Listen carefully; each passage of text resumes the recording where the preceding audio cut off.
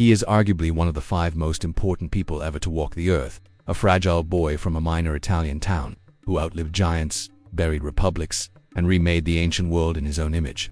Born Gaius Octavius, known first as Octavian and later as Augustus, he spent his life at the very center of Roman power, great-nephew and adopted son of Julius Caesar, avenger of Caesar's killers, architect of the Roman Empire.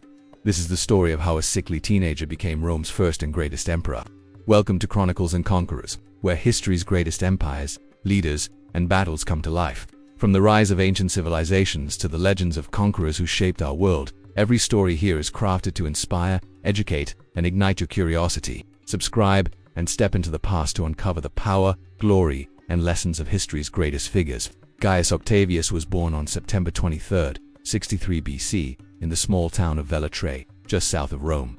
On the surface, it was a good time to be born Roman. The Republic dominated the Mediterranean, its legions unmatched, its influence supreme. But underneath, the system was rotting. Rival generals, corrupt nobles, and endless, insatiable ambition were pulling the old order apart. Octavian's family came from the local aristocracy.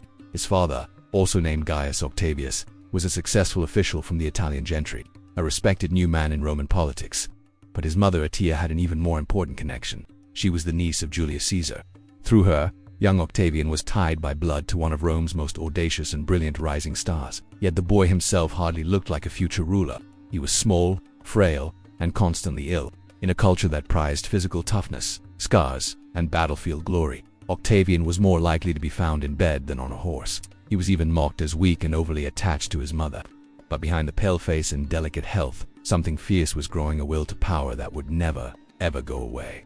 When Octavian's father died while he was still a boy, he was raised largely by his grandmother, Julia minor Caesar's own sister. This put him physically closer to Julius, but not emotionally. Caesar was busy conquering Gaul, fighting his political battles, and reshaping Roman politics. He had little time for a sickly nephew. But what Octavian did have was a talent for choosing the right allies. During his youth, he befriended a tough, gifted young man named Marcus Vipsanius Agrippa. The two were a study in contrasts. Where Octavian was frail, Agrippa was strong. Together, they formed a partnership that would, quite literally, change Roman history. By the time Octavian was a teenager, the Republic was tearing itself apart. On one side stood Gnaeus Pompeius Magnus Pompey the Greater, legendary general, backed by much of the conservative Senate. On the other stood Julius Caesar, fresh from his conquests in Gaul, unwilling to surrender his army and his power. In January of 49 BC, Caesar made the choice that would echo through history. He led his army across a small river, the Rubicon, the legal boundary, into Italy. Crossing it with troops was an act of treason, a declaration of civil war. Pompey and his allies fled Italy. Caesar pursued them. The Roman world dissolved into chaos. Octavian, still too young and too frail to join Caesar at first, desperately wanted to serve his famous uncle. During one phase of the war, his friend Agrippa's brother was captured fighting on the wrong side, against Caesar. Agrippa, in despair, begged Octavian to intervene. Octavian, in a bold move for a teenager, appealed directly to Caesar to spare the prisoner, and Caesar agreed. From that moment, Agrippa's loyalty to Octavian was absolute. It would matter later, more than anyone yet realized. When Caesar went to Spain in 45 BC to crush Pompey's remaining sons, Octavian fell seriously ill and was left behind. Back in Rome, the whispers started. People said he was a coward, that he had conveniently avoided danger, or a Roman aristocrat. That kind of rumor could destroy a career before it even began. So Octavian did something that foreshadowed the rest of his life. Ignoring his doctors, ignoring his own failing body, he dragged himself out of bed. He mounted a horse and rode across dangerous, hostile territory to catch up with Caesar in Spain. By the time he arrived, the fighting was essentially over, but the point had been made.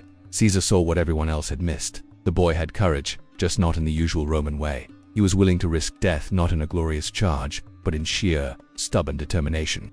On the journey back to Rome, Caesar allowed Octavian to ride in his personal carriage, an enormous honor that signaled his favor.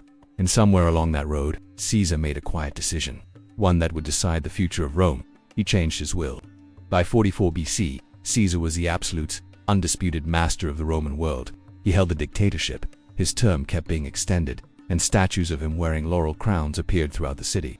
Many senators began to fear that he intended to become a king, a title Romans had despised for centuries. On March 15, 44 BC, their infamous Ides of March, Caesar entered a meeting of the Senate.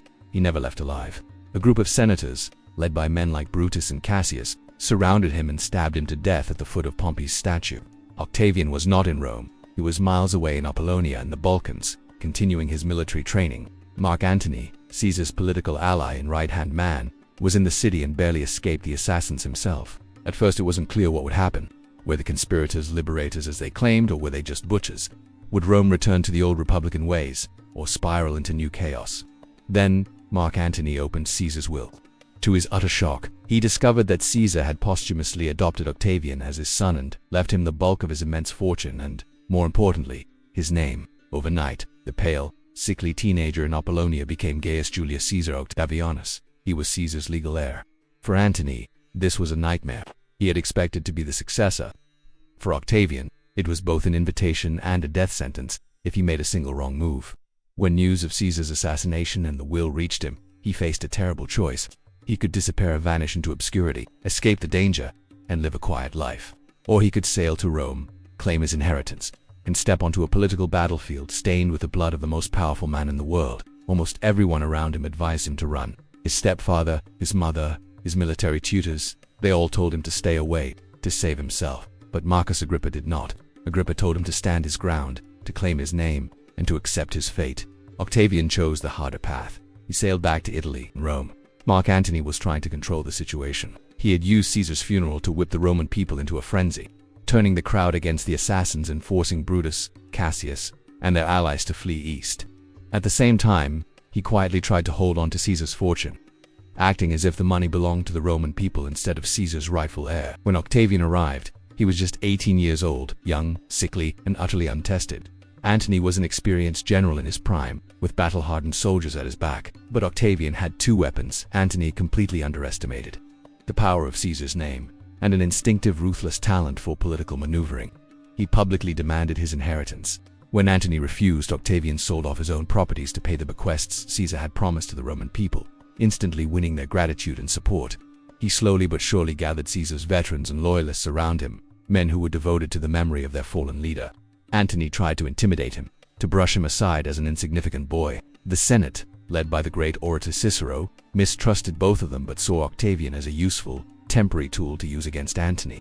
The Republic was sliding toward another civil war, and Octavian, the boy nobody had taken seriously, was determined not to be crushed at the bottom. When Antony tried to seize northern Italy by force, the Roman Senate had finally had enough. They declared him an enemy of the state and sent a consuls, along with the young Octavian, to stop him. In the brutal fighting that followed, a strange thing happened. Both consuls died. Octavian, ever the opportunist, quietly took command of their legions.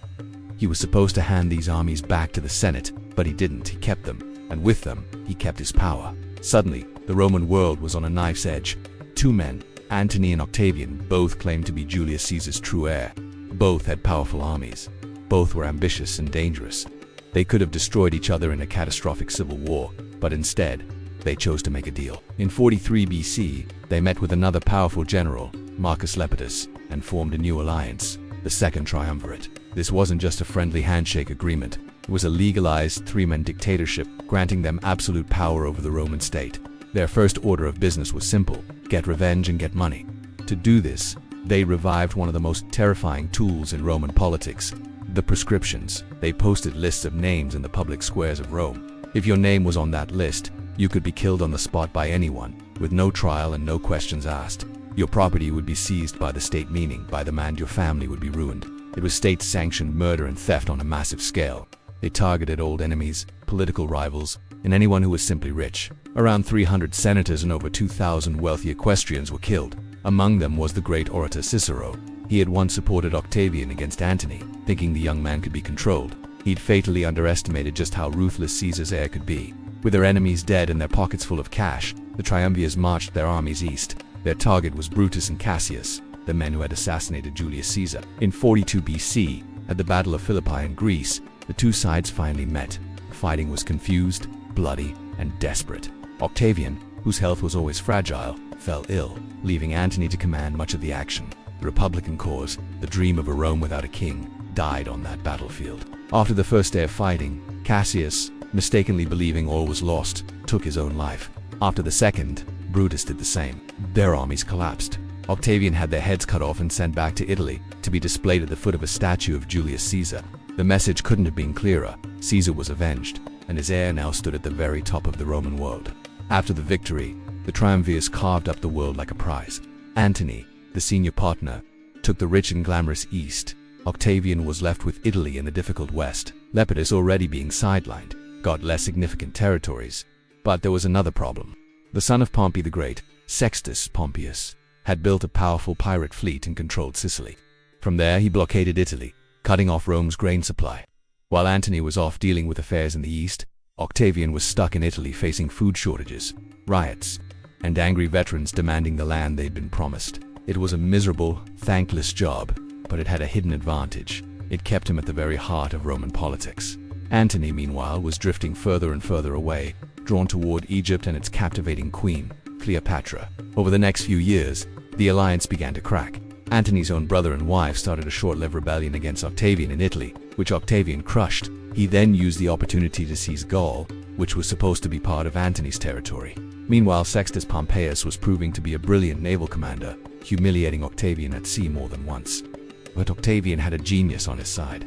His admiral, Marcus Agrippa, in 36 BC, Agrippa finally cornered and destroyed Sextus's fleet, ending the blockade and removing a major rival. Lepidus III, triumvir, saw his chance.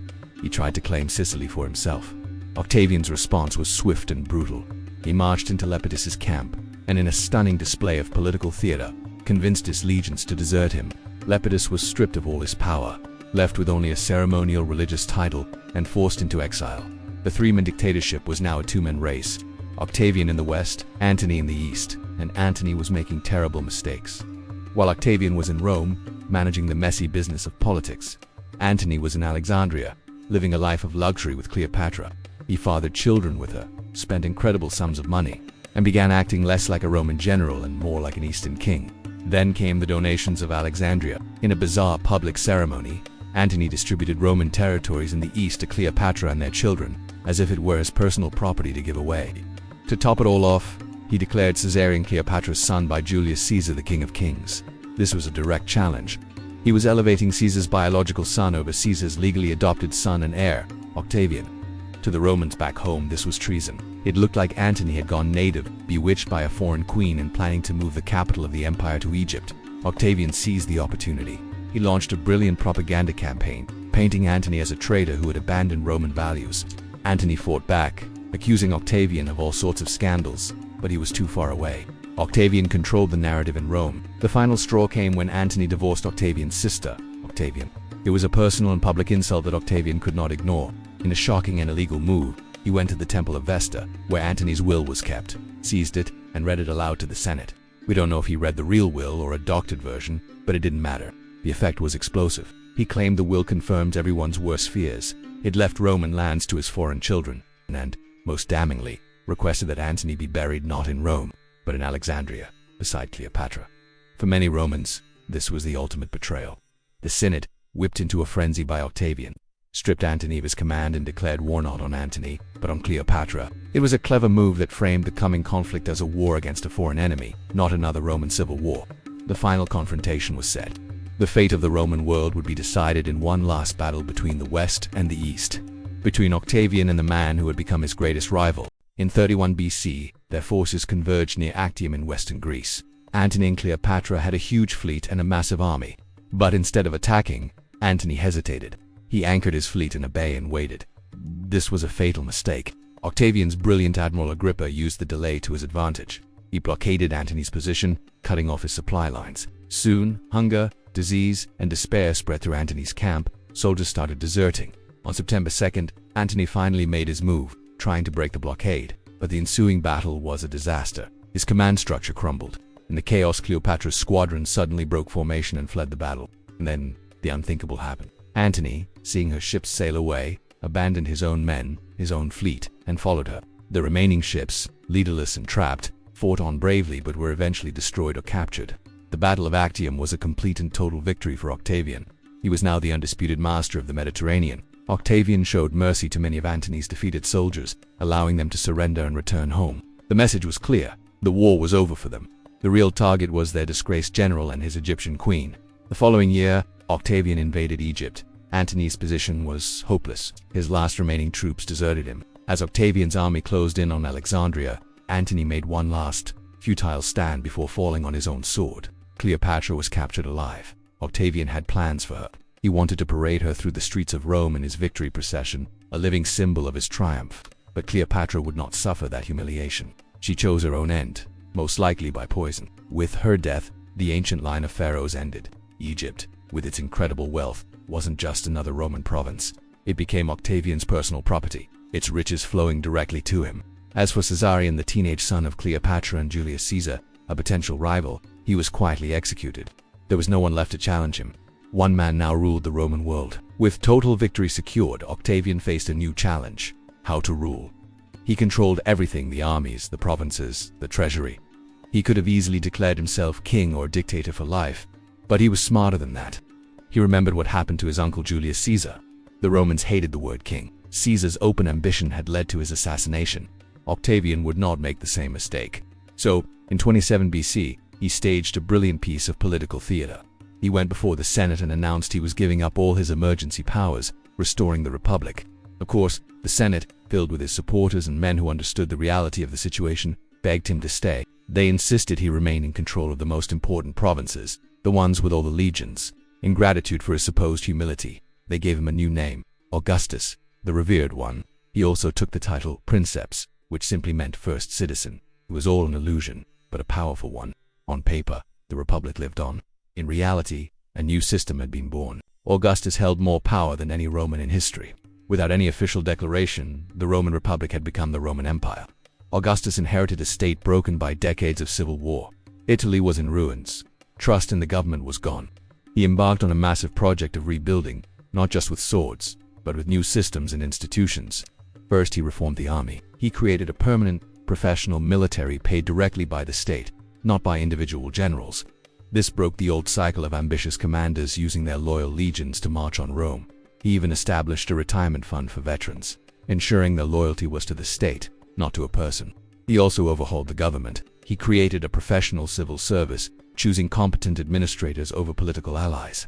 He reformed the tax system to make it fairer and less corrupt, but his vision went beyond politics and the military. He invested heavily in infrastructure, building and repairing roads that connected the vast empire. He created a permanent navy to crush piracy and protect trade routes. In the city of Rome itself, he established fire brigades and a police force to make the chaotic city safer. And he didn't stop there. He wanted Rome to be a capital worthy of an empire. He launched a massive building program, funding new temples, forums, theaters, and aqueducts. A famous quote attributed to him says, "I found Rome a city of brick and left it a city of marble." Whether he actually said it or not, it was true. Augustus transformed Rome, not just politically, but physically. After Augustus's victory, the decades that followed became known as the Pax Romana, the Roman peace. For much of the empire, it was an unprecedented era of stability, economic growth, and cultural flourishing. But this peace was built on a foundation of conquest and iron discipline. Augustus wasn't a gentle reformer. He could be harsh, controlling, and deeply hypocritical. He was obsessed with restoring what he called traditional Roman values, and he pushed through a series of strict moral laws to enforce them. Suddenly, adultery became a public crime, something you could be dragged into court for. For the elite, remaining unmarried or childless now came with financial penalties. Augustus publicly exalted the virtues of family, marriage, and civic duty. But behind closed doors, his own life was far from a model of domestic fidelity. His affairs were an open secret in Rome, even as he mercilessly punished the sexual misconduct of others, including tragically members of his own family. It was a classic case of do as I say, not as I do. Abroad, his ambition wasn't always met with success. Determined to push Rome's frontier beyond the Rhine River, deep into Germania, Augustus authorized a series of massive military campaigns. For a while, it seemed like Rome was on the verge of annexing vast new territories, fundamentally changing the map of Europe. Then, in the year 09 AD, disaster struck. In the dense, dark Teutoburg forest, 3 entire Roman legions up to 20,000 men were ambushed and completely annihilated by Germanic tribes. Their leader was a man named Arminius, a chieftain who had once served in the Roman army and knew its tactics inside and out. The defeat was a psychic shock to the empire. It was a brutal lesson that forced Augustus to accept a painful truth. Rome's expansion had limits. The dream of a Roman frontier on the Elbe River died in the mud and trees of Teutoburg. Augustus was said to have wandered his palace for months, banging his head against the walls and crying out, "Quinctilius Varus, give me back my legions." Even with this stunning loss, Augustus held the empire together. No external enemy ever came close to threatening the massive structure he had built. His biggest, most persistent problem lay much closer to home.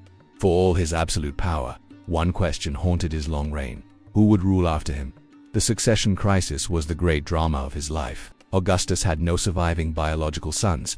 This forced him to try and engineer a dynasty from his stepchildren and grandchildren, a desperate project that often ended in tragedy. First, he placed his hopes in his promising young nephew Marcellus, even marrying him to his own beloved daughter, Julia. But then, Marcellus died young, a devastating personal and political blow. Augustus then turned to his most trusted friend and right-hand man, the brilliant general Marcus Agrippa. Agrippa married the now-widowed Julia and fathered several children with her. For a time, the future looked secure. Augustus would be the founding emperor, and Agrippa's sons would be the next generation. But then Agrippa died, too. Augustus, undeterred, formally adopted two of Agrippa's sons, Gaius and Lucius, as his own heirs. He raised them in the palace, grooming them as future rulers. Coins were minted with their faces. They were presented to the public as the princes of a new golden age. But fate was cruel. One died on his way to a military command in Gaul. The other succumbed to a battle wound while on campaign in the east. Both were gone before their grandfather. Other male relatives were either deemed unsuitable or fell out of favor, with one grandson behaving so badly that Augustus had him banished to a remote island. Finally, reluctantly, the emperor turned to the one man he had never fully trusted or liked: his stepson, Tiberius. Tiberius was the son of Augustus's powerful wife Livia from her previous marriage. He was a capable, proven general, but he was also known for being moody, distant, and deeply resentful of how he had been used as a pawn in Augustus's political and marital games. He had even withdrawn from public life for years, living in a kind of self-imposed exile on the island of Rhodes. But by now, Augustus had no other choice. He recalled Tiberius to Rome, adopted him as his son and heir, and in a final act of control, forced Tiberius to adopt his own popular nephew, the young general Germanicus. It was an attempt to bind the future in layers of blood and obligation, to secure the dynasty for generations to come. This complex web of marriages, adoptions, and alliances that Augustus spun would ultimately produce an entire line of emperors. Tiberius, Caligula, Claudius, and Nero all trace their power, directly or indirectly, back to the family tree that Augustus had so painstakingly and painfully constructed. In his final years, Augustus gradually stepped back from the daily grind of government. He allowed Tiberius to take on more and more responsibility. Though he never relinquished ultimate authority, he continued to shape Rome's cultural life, acting as a patron to writers like Virgil and Horace, commissioning grand building projects, and even leaving behind an inscription listing his own achievements for posterity, known as the Res Gesta. But the body that had so often failed him in his youth began to fail him again in old age. In the year 14 AD, while staying at a family villa in southern Italy, Augustus fell gravely ill. On August 19th, after more than 40 years as the absolute master of the Roman world, he died. He was 76 years old. His funeral was a monumental event. He was cremated with the highest honors, and by a decree of the Senate, he was deified. Augustus was now not only Rome's first emperor, he was officially a god in the state religion. In his will, he left a crucial piece of advice for his successors: do not expand the empire's boundaries much further. Consolidate what Rome already had, rather than endlessly conquering. For the most part, the emperors who followed listened to him. Only a few, like the Emperor Trajan many decades later, would break that rule in a major way. So, how do we measure the legacy of Augustus? He began his journey as a frail, overlooked provincial youth with a famous name. He ended it as the man who transformed a broken republic into a colossal empire that would dominate the Mediterranean for centuries. He presided over brutal civil wars, ruthless political purges, and bloody proscriptions. But he also presided over reform, stability, and the long peace of the Pax Romana. He could be cold, calculating, and merciless, yet he was also pragmatic, patient, and astonishingly effective. Without Augustus, the story of Rome would be radically different. So would the history of Europe, North Africa, and the Middle East. The infamous emperors who followed Tiberius, Caligula, Claudius, Nero, wouldn't even exist in their familiar roles if Augustus hadn't carefully arranged the dynasty that produced them. Later generations would remember one line above all others, a quote attributed to him by ancient historians: "I found Rome, a city of brick. I leave it a city of marble." Whether he actually said it or not, it fits perfectly. Augustus inherited a fractured, chaotic state on the verge of collapse. He left behind an empire with enough strength and structure to endure, in one form or another. For nearly 500 years in the West and for another 1,000 years in the East, he was the boy who walked through illness, civil war, and political assassination, and came out the other side as the first citizen of a completely transformed world. This has been Chronicles and Conquerors. If you enjoyed this journey through the rise of Augustus from a sickly youth to the master of the Roman world, hit that like button. Subscribe for more stories from history, and tell us in the comments, was Augustus Rome's greatest ruler, or was the price of his empire simply too high? Thanks for watching.